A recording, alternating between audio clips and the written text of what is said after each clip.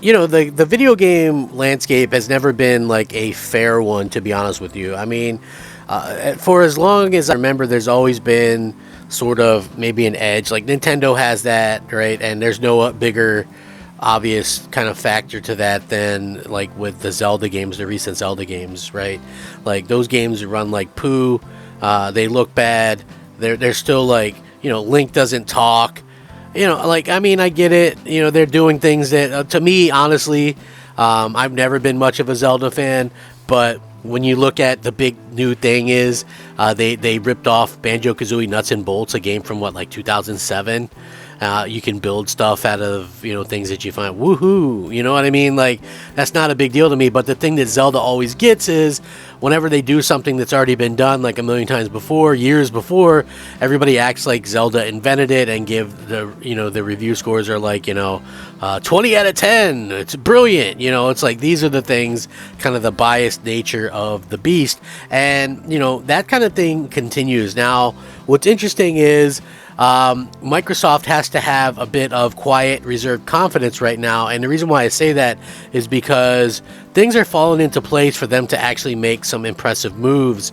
Obviously, with their big showcase coming up, a lot of things are getting said about what they're going to do. Now, listen, you might go, well, we should temper expectations. I'm firmly against that, right? You may not like what they had to show or what have you, but over the past 3 years, they have shown 11 first-party games, 12 first-party games, and 14 first-party games, right? So they might not have released the way that they wanted them to, but they have shown first-party games, which is the exact opposite of what Sony was doing with their showcase, which was, again, I'm kind of shaking my head. I'm wondering what the hell they were thinking with that showcase. But at the end of the day, we have these types of situations that happen from time to time. People obviously feel a certain way about, Sony. They feel a certain way about Xbox.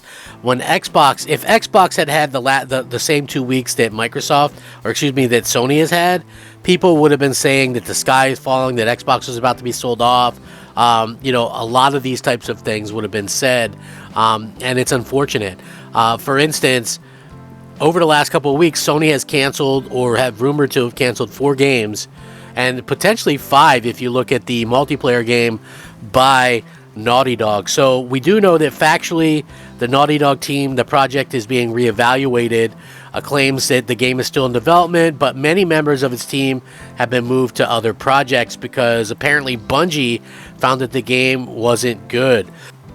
Now, Naughty Dog officially confirmed last year that it was working on a standalone multiplayer Last of Us game, with the developer touting it as its most ambitious project ever. So excitement was very high about it, that we'd find out more about it. Now, earlier in the year, Naughty Dog said it would have more details to share in 2023. Well, surprise, surprise, we're in 2023.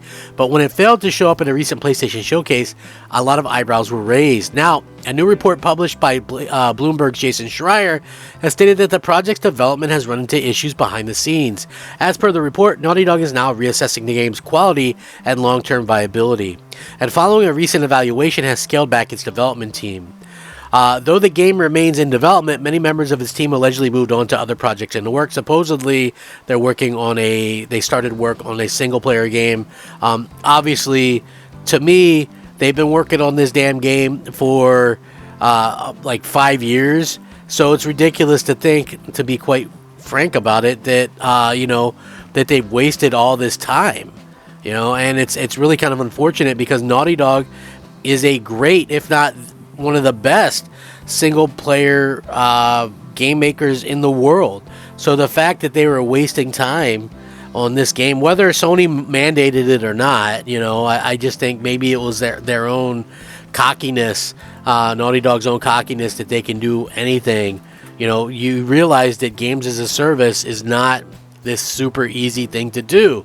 And so again, this game sounds like it's going to be canceled at some point. But even outside of that, I feel like, we're in this weird kind of holding pattern where most of the people that were working on the game have now left.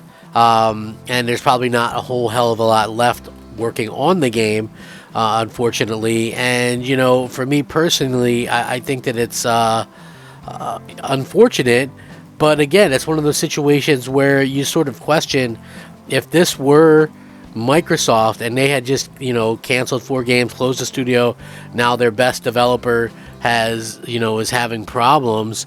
I would have to wonder, what's going on. Like, is there some kind of issue? Like, so many people are just afraid to realistically call out Sony, or say that Sony is actually having a bad time or a rough time right now, which is super unfortunate, because I do feel like, one, they are having a rough time, and two, people are afraid to say that they are, which is, not doing anybody any favors whatsoever to begin with. So, will this game ever come to fruition? Like, I don't know, but whenever you take down, and move the majority of your workers to something else, it doesn't bode well. When you're talking about games as a service, if you don't have any viability, which trust me, I get it. There's going to be some PlayStation fanboy, wagging his finger at me. I can still get on the factions and find a match. Well, yeah, there could be, 1,000 people in that game, or 200 people in that game, and you would find a match. That doesn't mean that it's a viable thing where with something that expensive, you need, millions of people playing your game. Millions of people, right? Not just, a couple hundred people or whatever. It seems that the recently acquired Bungie had a role in the scaling back of the multiplayer project. PlayStation Studios boss Herman Hulst recently revealed that the studio was helping Sony evaluate its upcoming live service games, and according to Schreier's report, as part of that process, Bungie raised questions about the game's ability to keep players engaged for long periods of time. Naughty Dog recently put out a statement on Twitter to address the absence at the PlayStation Showcase, saying, "We're incredibly proud of the job our studio has done thus far, but as development has continued, we've realized what's best for the game is to give it more time." The studio said it's also working on a brand new single-player experience, and that it's looking forward to sharing more about its upcoming titles soon. So again, more of kind of the same about what you would expect from Sony. And again, like, if you're a person that can only get an egg, like, this is not good. Like, Sony is falling into the worst possible time to have issues, where Microsoft is having, like, a very easy time right now, right? They've got, 15 games currently announced. People are excited about what's going on with Xbox. We're going to be getting release dates for stuff. Sony, on the other hand, is going into this area where pretty clearly, it seems like they're going to have a struggle ahead, at least, some type of struggle, unfortunately. And, they're going to go through this drought with games from the looks of it. And, even their best studios are having troubles, and people are going to point to, well, this so-and-so has 8 teams and they're working on 4 games. What you don't understand is, and this is even according to Yoshida from Sony, is that they cancel a lot of games. This happens all around the industry, right? So, and I gave this example maybe once or twice before. The Coalition, for instance, they do the Gears of War games, and they were working on a brand new IP. This IP never got announced, but it was rumored and leaked by various people to be real as a smaller new IP or whatever, making them familiar with, the new Unreal Engine 5. And then a little bit of time passed, and apparently it leaked out that game got canceled, because so many of these games never get officially announced, and then they get canned before we ever know what's even there. So this happens in the industry like a ton, and people don't realize it. They just take it as like, oh, well, we're definitely going to get a game. And I can listen, I haven't done YouTube always, but I can remember, looking back on forums back in the Xbox 360 days and things like that. You know how many other games, for instance, Rare or Lionhead Studios who were working on, and those games never saw the light of day? They were never announced. It's honestly crazy to look back on, but you can look into the history of it. There is a ton of games like Cameo 2, A Darker Perfect Dark, Rare kart game, racing game. There was a lot of games that were that we never got to see the light of day, that ended up never coming out, and it's because of situations like this, right? So never put your hopes in unannounced games. If they're announced, they have a better chance of coming out, but still, there's still that chance that they could get, forgotten about if things don't kind of get better or whatever, or if they're not up to snuff. So I don't know. I'll link this. You can check it out. What do you guys think? Is it time to get rid of your PlayStation 5? Might be time to get those Xbox Series X's, bros.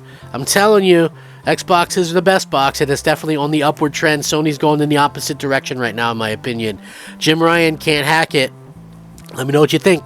I'm Crap Gamer. This has been Crap Gamer Reviews. Rack 'em up. Crap Gamer out.